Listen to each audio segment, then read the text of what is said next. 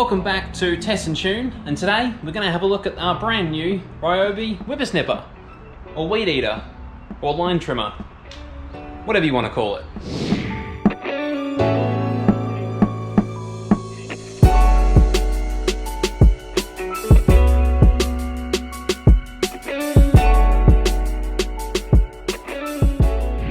Now firstly I must apologise because I wasn't actually going to do this video. We actually kind of needed one in a relative hurry for the new property, and as soon as I got it, got a bit excited and started assembling it.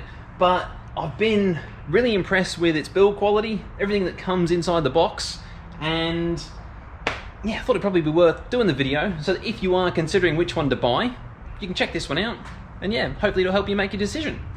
So as you can see, it has already been assembled by my giddy self. It was like a kid at Christmas pulling this thing out of the box, and obviously I have got no box here to do an unboxing with because it's already been gone. But first things first, it does come with 3 different types of heads. You've got the solid metal blade, the normal line trimmer head, and then this head as well, which uses these single pieces, which I hadn't actually seen before, so be interesting to have a play with that and see how they go. It even comes with 2-stroke oil and tools, and there are enough tools here to assemble the whole whippersnipper and change the heads to whatever head you want. And yeah, I guess you can keep that in your garden shed, so you yeah, if you ever want to change the heads, you can do nice and easy. Talking of the fuel, that is oil. Obviously it is premix, and yeah, so that means it is a 2-stroke. I ended up choosing this one because, well, a couple of reasons. Obviously a 2-stroke motor, you haven't got to be careful at how you lean it or anything. There's no oil in the engine, so yeah, you can't run it dry. But obviously it does mean you have to put oil into the fuel mixture.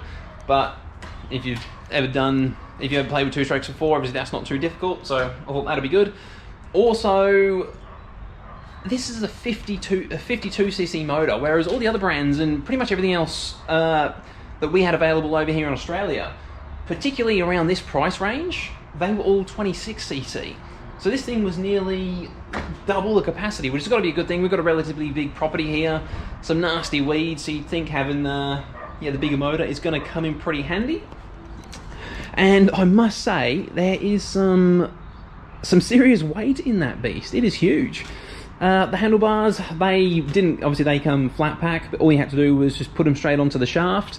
If you do pick it up on the handlebars, the motor is so heavy it just does a wheelie straight away, which is why it comes with this massive harness, harness I guess, which is pretty crazy. I did have a quick play as well, and it works pretty well, and as soon as you put that on, you can pretty much, yeah, it hangs from there, and that is obviously the balancing point, and it pretty much hangs perfectly at the ground.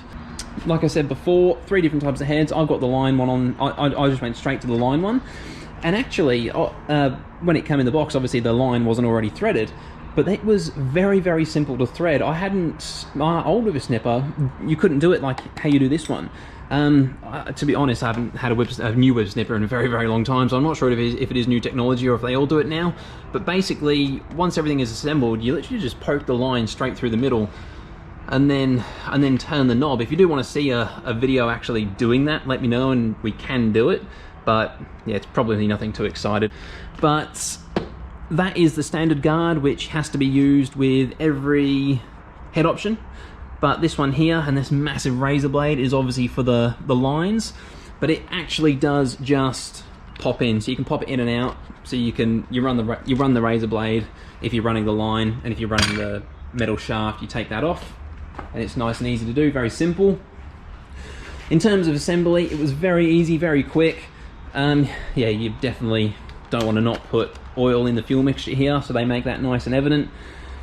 You can also get a extra adapter, almost like a small battery drill that just goes in there, and then rather than having to pull it, it's called a Ryobi Easy Start. You just go brrr, and then that'll start it up.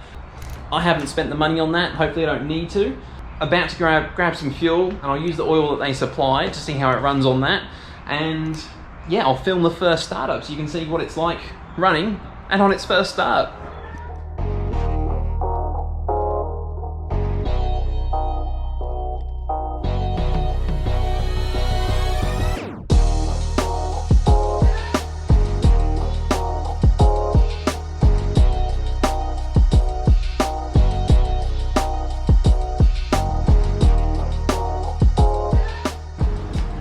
here goes the first startup. I did actually check the manual to see what they recommend for the first start, and it's pretty simple.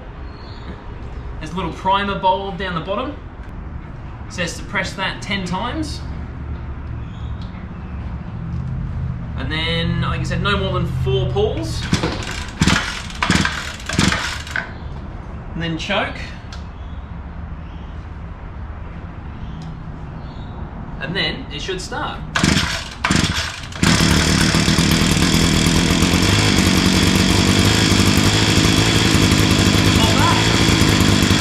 Not too bad. Now, as that is the first time, as that is its very first startup, I'm just going to let it idle for a little bit and get a little bit of heat into it before I pull the trigger. But it's idling very well. It's pretty smooth. Put on the rubber mat there. That's pretty good. It's not too loud.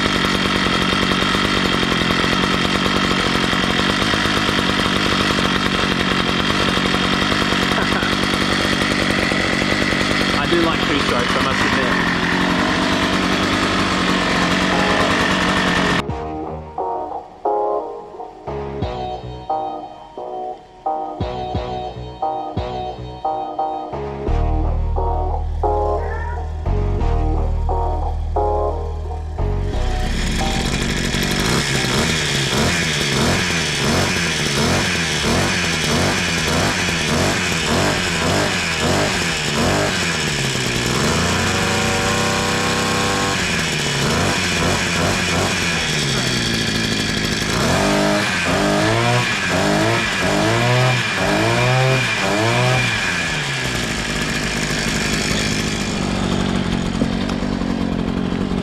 Once it's actually on the rig, it's very easy to handle. Seems quite responsive.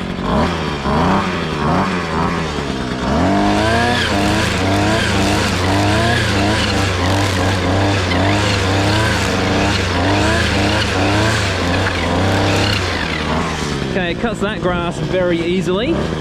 There's some weeds up here, which might be more of a test for it.